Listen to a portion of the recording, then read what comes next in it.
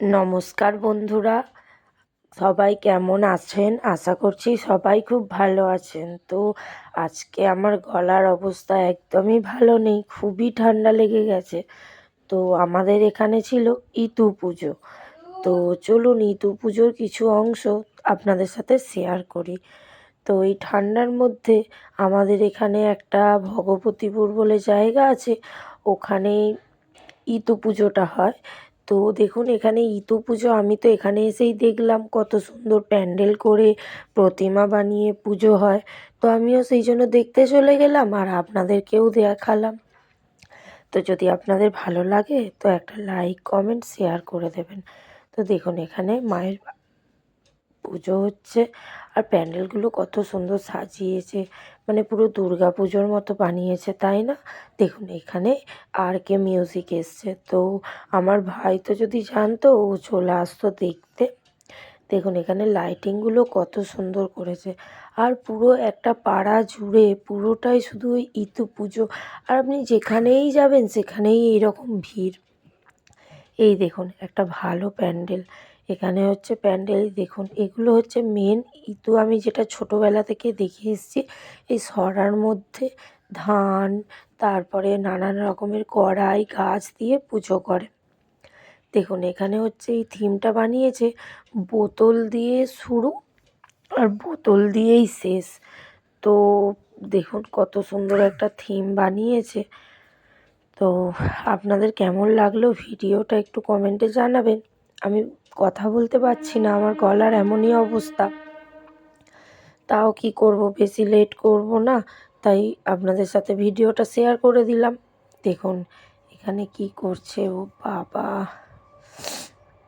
এই যেখানে ডাক্তারবাবু ডাক্তার দেখছে পেশেন্ট। তো দেখুন এখানে এসে এইগুলো সব বানিয়েছিল। তো এরপরে আমরা খুব বেশি কটা ঠাকুর দেখিনি, ওই সামনাসামনি যে কটা হয়েছিল ওগুলো দেখেই ফিরে পড়েছি। কারণ আমরা গেছিলাম একটা বন্ধুর শ্বশুরবাড়ি।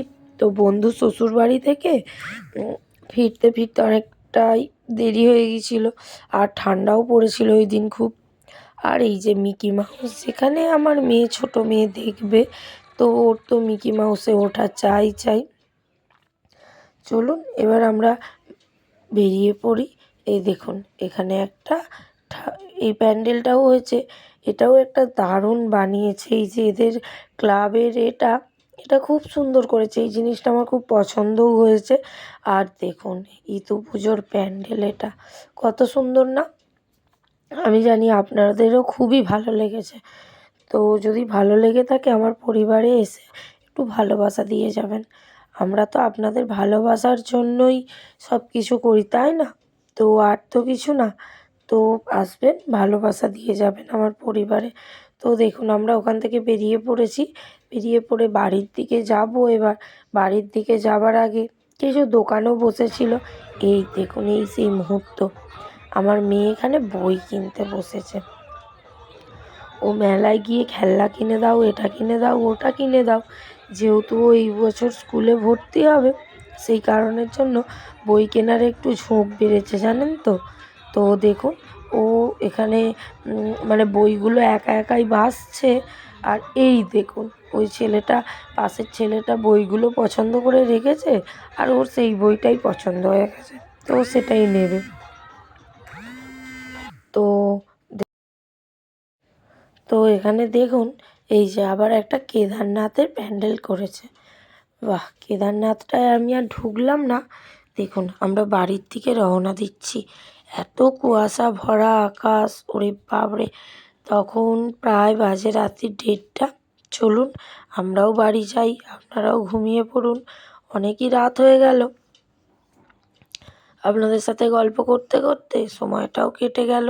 দেখুন এখানে আবার সেই এই মানে একটা পাড়ার মধ্যে, তো এদিক ওদিক নানান দিক থেকে রাস্তা। তো এবার আমরা বাড়ির দিকে যাচ্ছি। Tata, good night.